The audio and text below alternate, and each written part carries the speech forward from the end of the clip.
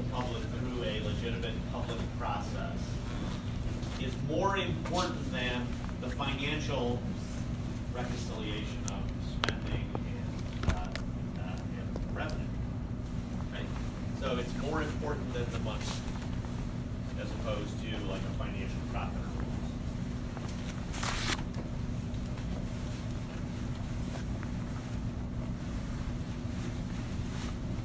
The public, there's an awful lot of public process in the budget. Actually, really almost at every stage. And budgets are inherently political documents. Because they are political documents that are open to multiple participants, they are often open to change and modification throughout their entire life.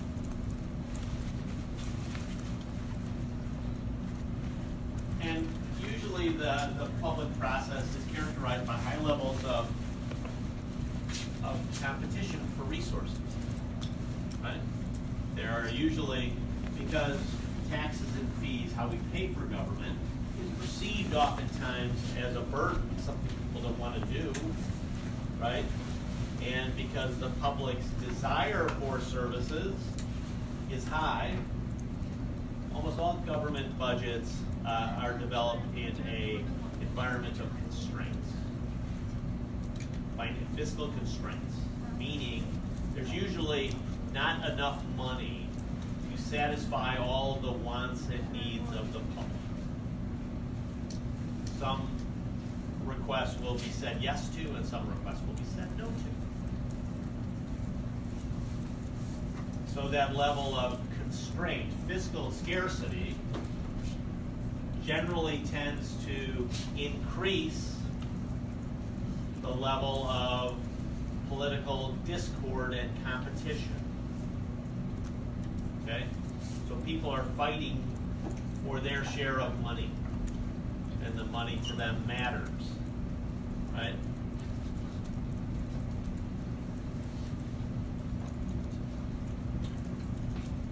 What does that mean? If there are more wants and needs expressed by the public that are in conflict than there are dollars, the debate and discussion can be highly charged. It can be politically controversial. The state of Illinois' budget over the last several years has been highly controversial. The governor and the legislature couldn't agree, even though state law required them to balance the budget, they couldn't, or to pass a budget by a date certain. They couldn't actually ever agree to pass it. There was such a high level of conflict. This year, after passing a budget successfully finally in the middle of last summer, this year they passed a budget with relative ease. Right? They passed one of their first budgets on time in really the entire term of the current governor. And a big reason why they passed this budget with relative ease is one, last budget they raised a bunch of taxes. They increased the total amount of taxes that could be collected, so there was more revenue. The existence of more revenue, the fact that the legislature and the governor reached a compromise that made a large increase in revenue meant that the level of scarcity was reduced, right? So what does that mean? There's more money to go around. So if there's more money to go around, there's less fights about it. Still doesn't mean there aren't any fights, but there was a little less scarcity than there had been in the past. And the challenge of who was going to be blamed for increasing the tax burden was behind them. They had made that decision the year before, right? So it made it easier to adopt the current year's budget, right? So the level of scarcity was reduced. So the political conflict was reduced. The second issue, which is an external, we talk about openness to the environment and external constraints. There's an election this November. The governor is up for re-election. The legislature is up for re-election. they needed to not have the controversy of an unpassed budget on their record, right? So conditions changed. Conditions in the external environment changed. Previous year's tough political decision changed the equation on fiscal scarcity. Political conditions changed. Because the political conditions changed, you got a different result.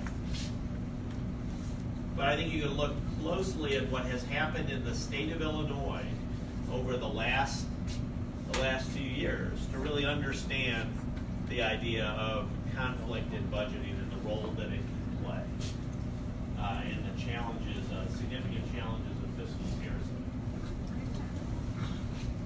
It's interesting, we talked about, the public interest and the kind of financial reconciliation. We're also going to talk a little later in the course about how governments, because this whole idea of the public interest can be kind of squishy, and what constitutes a balanced budget can be a little ambiguous, it can often be easier for government than in the private sector. It can be easier to mask serious financial problems and a lack of balance.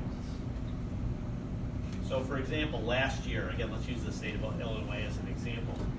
Last year, one of the kind of the most extreme ways of masking the problems in the state's budget really kind of came to a head, and that was the state just stopped paying the vendors, businesses, organizations that were doing money from them, right? So it's like, okay, we're just not going to pay you. And they had let that go on for long periods of time.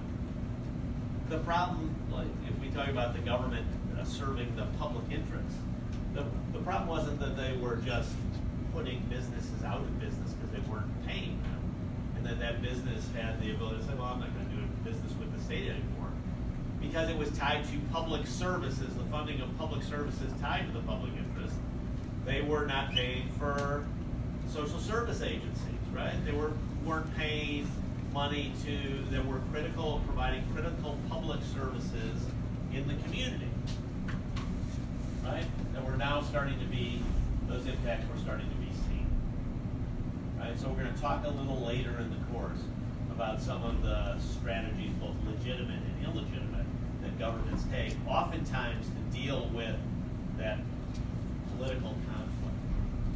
What was the political conflict? The political conflict was nobody wanted to be blamed for raising taxes that everybody knew had to be raised, so they tried to come up with all kinds of excuses to not run out of money.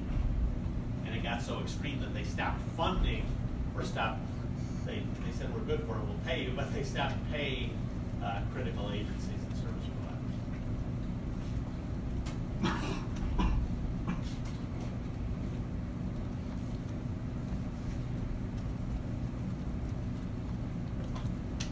There are tons and tons of constraints on budgets. And those constraints are placed on those budgets in large part, we just talked about it in terms of the requirement for balance, or that budgets get adopted in time or by a date certain. They're there in part to manage conflict, and they're there in part often to guarantee participation by legitimate parties, from the legislature to the general public.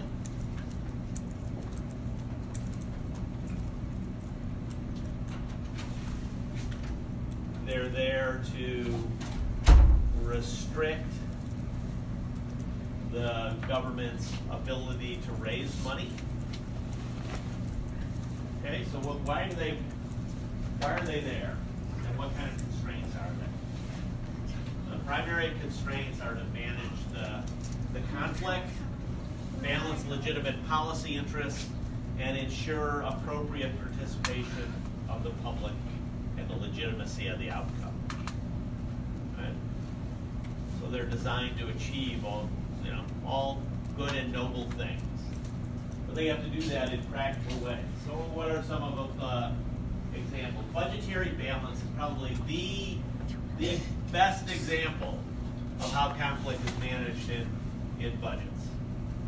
It recognizes that the public wants lots of stuff, and that paying for goods and services from the government is often separated from the provision of those services.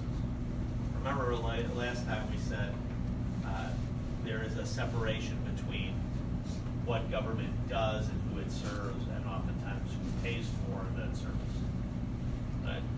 Particularly when it comes to taxes. If I raise taxes from you, I generally am not guaranteeing that I'm going to do anything for you. I'm not saying in return for those taxes I will pave your street.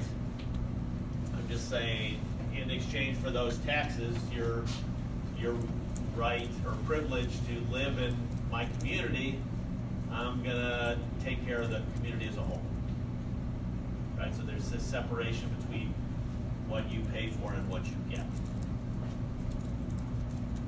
And the best way to address that is to require that those two are separate things, but ultimately we want it to be roughly the same. We're going to just require you to balance it.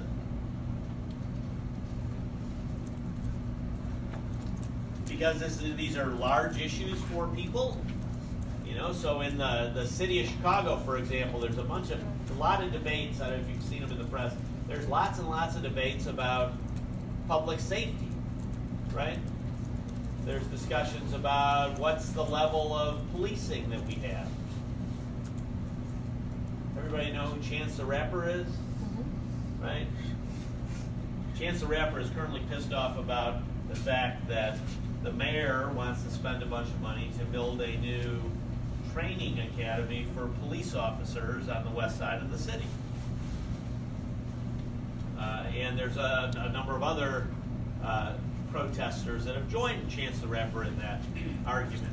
Their basic argument is that the mayor's argument in proposing the new police training facility was an outgrowth of some of the police violence and the high murder rate, saying that part of our problem is we have poorly trained police officers, and that they need to be trained in everything from better policing strategies to de-escalation strategies to prevent violence by the police against citizens.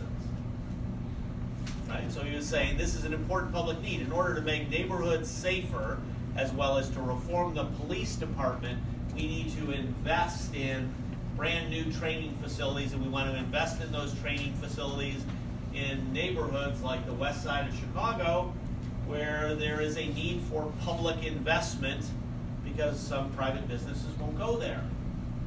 Right? So he framed that as a very positive kind of thing, that I'm going to spend this money in a smart way, and we're going to solve multiple problems at once. Neighborhood investment, improved policing, enhanced public safety, crime reduction. And he's going to be smart. I'm going to do it I'm going to go sell a building that's located in Lincoln Park that used to be a garage for the city fleets. I'm going to sell that for a lot of money, and I'm going to move that to Englewood, to another community that needs investment. And then I'm going to take all this extra money that I get from selling this property for $100 million, which is one of the sites that they want Amazon to come to, right? So it's like a big, popular site. So I'm going to do this smart thing, and I'm going to spend this money in a really smart way, and I'll get all of these great results. I'll create jobs through the construction of these new facilities.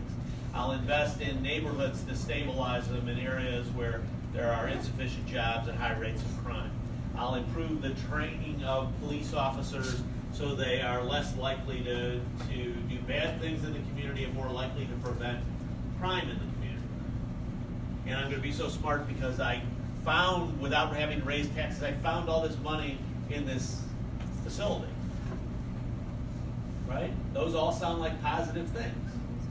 The people and people like the local aldermen were really supportive of it. That said, we don't often get $90 million spent in our community. Come on in and spend it in our community. But Chance the Rapper and other community activists come along and say, that's like the stupidest thing that you could ever possibly do with that money. One, you don't have enough money, so you're not going to build a really nice facility. And two, if you do have a lot of money,